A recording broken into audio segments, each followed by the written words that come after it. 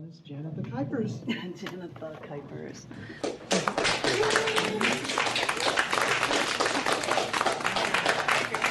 I know I got you in the moon reference. Okay. Today is my one day to do that, right? Yep. I mean, come on. You can do it anytime, actually. Well, I made all of these things and I wrote Mad for Moon things. I did. And, no, I don't want to close all my tabs. I want to see what I'm doing. Thursday I was in Dripping Springs, and I learned that Dripping Springs once a month, Thursdays, the third Thursday of every month at the City Hall of Dripping Springs. Tom Woodruff is going to be guest hosting next month, and he sat on the spot, and Janet is featuring. I'm like, I'm going to feature. And so I'll be sharing things from 2 new books. And while I was there, Song Master Ron Hewen said, why, if you're writing so many things about the moon, are you not writing about Pluto and Charon because they're on the Kuiper belt and your name is Kuypers? So I said, okay, I will blindly do what you suggest. And I wrote this poem yesterday or 2 days ago called Kuiper Belt Ferryman. It's a love-struck universe we live in. We searched out to what we thought was the very edge of our solar system, and what we found was an interlocking love affair between Pluto and Charon. I know, Pluto was demoted from planetary status August 2404. It's a dwarf planet now, a member of the infamous Kuiper Belt. But on my birthday, 28 years earlier, an astronomer discovered a bulge in images of the planet Pluto. And they discovered Pluto was in a very close dance with a partner they named Charon, discovered in place that were taken 5 years before I was even born. Astronomers wanted to name their newfound moon something more catchy than their usual lengthy string of digits, so the astronomer/discoverer suggested Charon, only because it sounded like a nickname for the discoverer's wife. But when Pluto in mythology is defined as the Roman god for death, Hades, the astronomers laughed at the coincidence that Charon is a Greek mythological figure for the ferryman of the dead. So, wow, how closely does Pluto now intermingle with Charon, especially when Charon is just so large when compared to Pluto that they actually share a center of gravity, not in Pluto, but between them. You see, I told you there's something about this dance. These two remain locked in together. And we love-struck astronomers can agree that when 2 objects find each other on the edge of the solar system where it's oh so cold, they've got to stay together to cause some fireworks on their own right at the edge of the Kuiper belt, just to heat things up.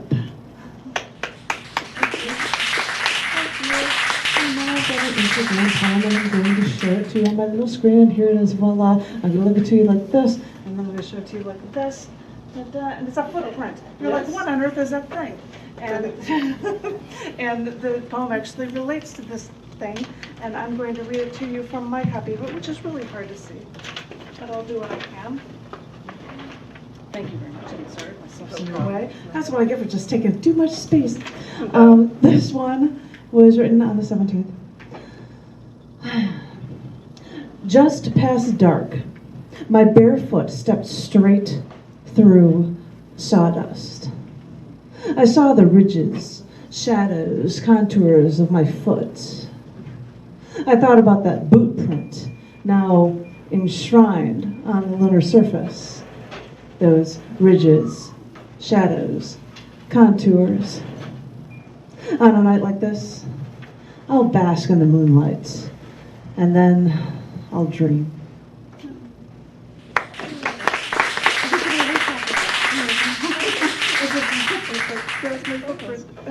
And I'm like, wow, what a print you can get. And I don't know how good you can see it. It was just a bunch of sawdust.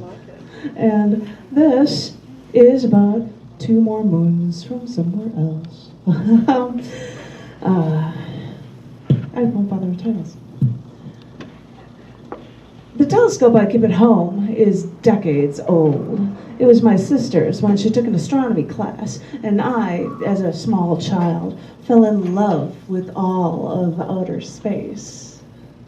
After seeing Saturn, complete with rings and its moon Titan, only days ago using a scope for target shooting, we found a man selling a small telescope. It was a gift for this man's little boy, but after using it 3 times, this new telescope was never used again. Instant bargain, we thought, so we put it together. And even though it's cloudy out tonight, we had to break it in, figure out how to use this new telescopic monstrosity compared to the decades-old model inside. And even through all the haze, we could see Jupiter with the naked eye at night near our moon. But wait, as we zoom in, we could even see Europa and Ganymede. They are 2 large moons we saw of Jupiter's, and it was really so amazing that we could see these moons, these objects unable to generate light, now as bright as stars. And I get it. These moons reflect light that they received in the night sky, but they glow brighter than any mythical creatures that Galileo chose to name them after. Since Zeus is a Greek equivalent of the Roman god Jupiter, Europa was named after the lover of Zeus, and Ganymede was named for a son of a king who was carried off into the sky by Zeus. And we were carried into the sky this night after it was far too late for any insects to suck on or sting the human flesh. We kept moving our new telescope to match the whipping orbital speeds of both Earth and Jupiter, just to continue to catch fleeting glimpses of worlds we could never touch, but can idolize from afar and dream.